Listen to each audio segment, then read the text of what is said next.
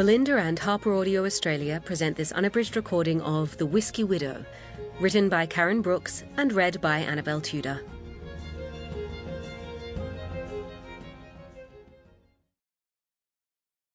To the marvellous members of the Single Malt Whisky Motorcycle Club and their partners in life and love, Bill and Lynn Lark, Simon Thompson and Lucinda Jack, Mark Nicholson and Robin McLean, and Clinton and Rosie Steele. You've embraced me and Stephen with your wonderful friendship, love and support, and I thank you from the bottom of my heart. Together, we're living the dram. Part 1. Forres. Montrose in the Central Highlands, Scotland. Late summer to early autumn, 1780.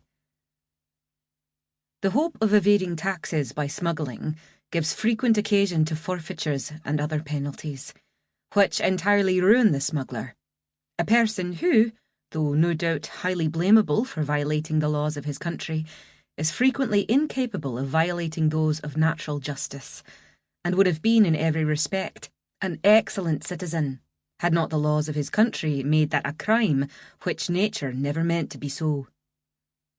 Adam Smith, An Inquiry into the Nature and Causes of the Wealth of Nations, 1776. Chapter 1. Remorse and trepidation, unwelcome companions at the best of times, shadowed me as I strode down the main street of the port town of Montrose, attracting, as incomers are wont to do, curious looks and whispers. My daughter Fen and I had arrived the day before. It was the first time either of us had left Edinburgh. And now I was a stranger in what I was swiftly beginning to understand may as well have been a foreign land. Not only did people speak Gaelic, a language impossible to comprehend at the best of times, but dressed distinctively, defiantly, I thought, spying yet another lad sporting a kilt. No one dared style themselves that way in the Lowlands, that mode of dress having been banned since Culloden.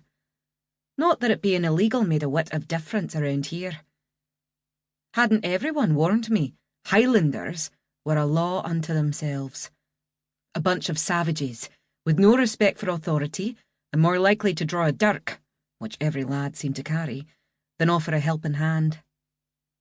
Edinburgh may affectionately be known by its inhabitants as Old Reekie, but by God, this place was just as malodorous. It was also crowded. Stalls, carts and trestle tables had been set up along each side of the road, forcing everyone else into the middle. A break in the weather had coincided with the local market day, and farmers and tinkers had swarmed down from the surrounding hills to sell their wares. Dogs barked joyously, tails wagging. Chickens clucked and fluffed their feathers. Horses jangled their harnesses and shook their manes as vendors shouted and cajoled, luring folk to examine their hides, eggs, fish, ribbons, combs, and the tastiest of neeps. Promises and lies were chanted thick and fast. I weaved my way through the crowds, careful to avoid bumping into anyone, and continued down the hill towards the water. Small compared to Edinburgh, with its high mouldy walls, moss-ridden castle and many alehouses and kirks, Montrose was bordered by a dark green loch on the land side and the singing sea on the other. The houses, with red pantile roofs and window boxes, were tidy and quite large. There was a school, a fine-looking kirk, a sinister-looking toll booth, shops aplenty and taverns too. Above me, clouds drifted like dreamy sheep. Gulls cawed and bickered, vying for a chance to steal the salmon being prepared for export down by the docks. Part of the river South Esk formed a natural harbour that provided shelter from the wild autumn seas for the cutters of the excise men.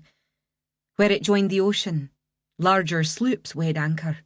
Fishing boats bobbed between them.